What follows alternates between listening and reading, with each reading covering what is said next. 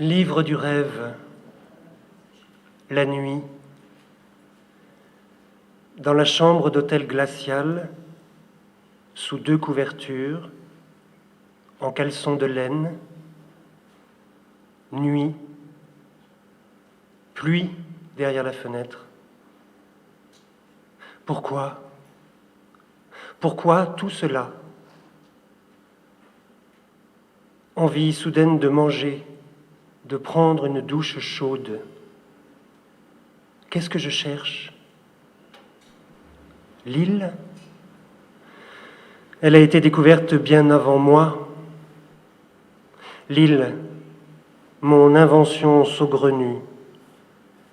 Pas besoin de rêver longtemps pour se représenter ce qu'il y a là-bas.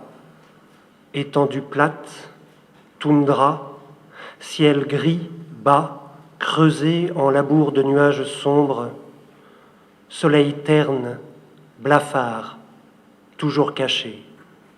Herbes chétives tremblant dans le vent et fleurs de camomille, apothéose de la floraison estivale.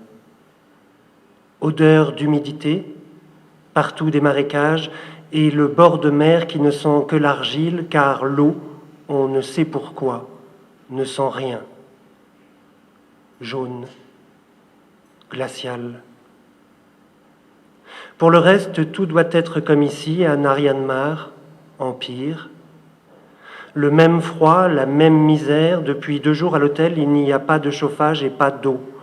Je prends l'eau dehors, à un robinet dans une gamelle. Le matin, il y en a assez pour se laver, rincer la cuvette, faire le thé. Le soir, pour se laver, mouiller la serviette, s'essuyer, vider la cuvette, faire le thé. Au premier étage de l'hôtel, une porte avec l'inscription « Buffet ». Pas une seule fois je ne l'ai vue ouverte, et c'est le nouvel hôtel le plus cher de la ville, le meilleur. Je râle. De nouveau, la nuit de lâches pensées me traverse serrée en banc de poissons. Parfois les poissons sont nombreux, parfois moins. Parfois je perds la tête tellement tout se met à frémir, à scintiller de 1000 craintes.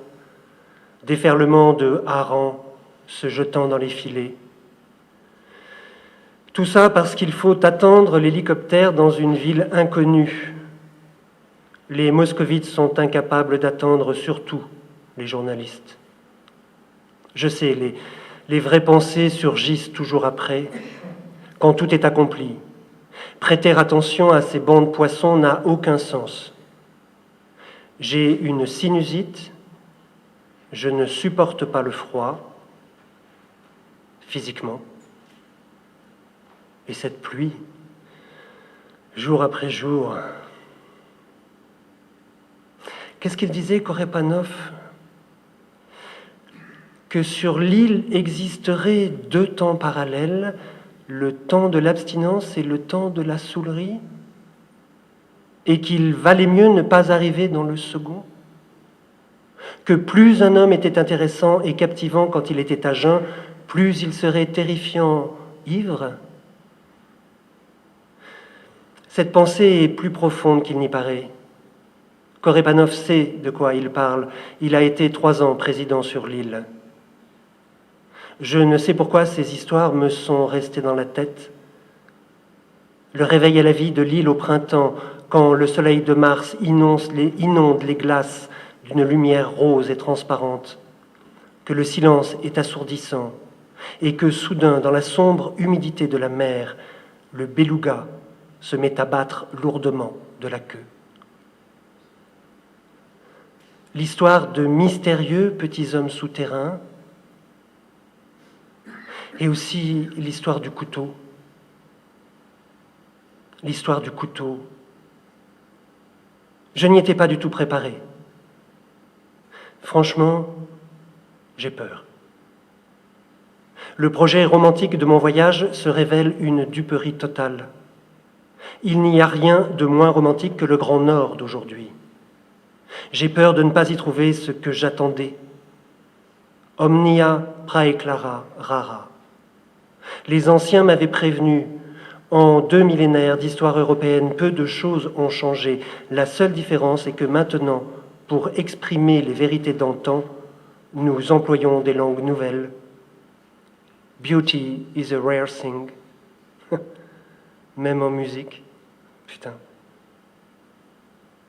D'après ce que j'avais lu sur le Grand Nord, il semblait possible d'y trouver encore les vestiges d'une beauté des origines. Mais si je regarde autour de moi, ce que je vais avoir à affronter risque d'être plutôt pénible, voire dangereux, comme ce couteau dans les mains d'un ivrogne. De nouveau le banc de poisson. Du radeau de ton lit d'hôtel frappe l'eau de ta rame. Chasse-le. Dehors, misérable fretin, dehors. Je saute du radeau et prudemment, pieds nus sur le sol glacé, je m'approche de la fenêtre. À travers l'opacité sourde de la pluie, les baraques grises de Naryan-Mar. Une ville étrangère où je ne sais pourquoi le courant m'a poussé. Poussé? Non. J'y suis arrivé de mon plein gré, en quête. En quête de quoi? De sens. Du sens de la vie humaine. Cela sonne stupidement exalté, soit, mais comment faire si, en vérité, nous sommes placés face au non-sens de l'existence? Parce que la guerre, c'est sérieux, c'est du non-sens sérieux. Des milliers de gens tués, exterminés les uns par les autres, privés de sens, à Sumgait, au Karabakh, à Bakou. La maison, l'individu, son monde, ses efforts, sa joie sont privés de sens. La mort moissonne. Il faut regarder la vérité dans les yeux des miséreux, les yeux des réfugiés emplis de désespoir, les yeux éteints des assassinés. La vie humaine ne vaut pas un sou. Au juste prix. Pouvoir, argent, matière première, armes. Au juste prix.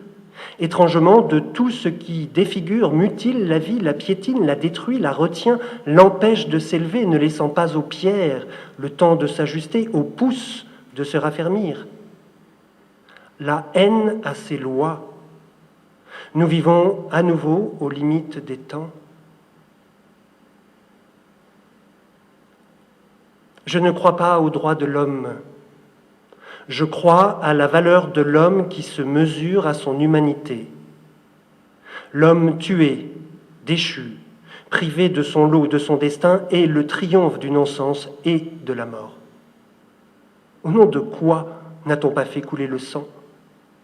Au nom même du Seigneur, de celui qui a rassemblé les hommes et que les déshérités invoquent pour se haïr encore plus les uns les autres? Et cela leur réussit. Ils instillent dans l'âme une haine noire comme de la poix. Car faute d'amour, l'âme est condamnée à la haine. Faute de sens, au non-sens. Et moi, dans tout ça, il y a deux jours, j'ai vu dans la rue un homme qui, profitant d'une courte accalmie de la pluie, fixait dans sa cour au mur du hangar un mât avec en haut un nichoir à étourneaux tout neuf. Son travail achevé, il donna quelques coups de marteau sur les têtes des clous profondément enfoncés dans le bois et, satisfait, caressa le mât de sa paume comme pour témoigner de l'accomplissement d'une œuvre utile. Complètement transi, de faim peut-être, je me rendais à la cantine à l'autre bout de la ville. La pensée que les étourneaux ne profiteraient sans doute guère de l'hospitalité que leur offrait cet homme m'a soudain traversé l'esprit. L'été ici est maladivement court et humide. Nous étions déjà en août. Tous les oiseaux avaient depuis longtemps élevé leur couvée. Il était temps pour eux de songer à partir, non de se chercher un endroit où nicher.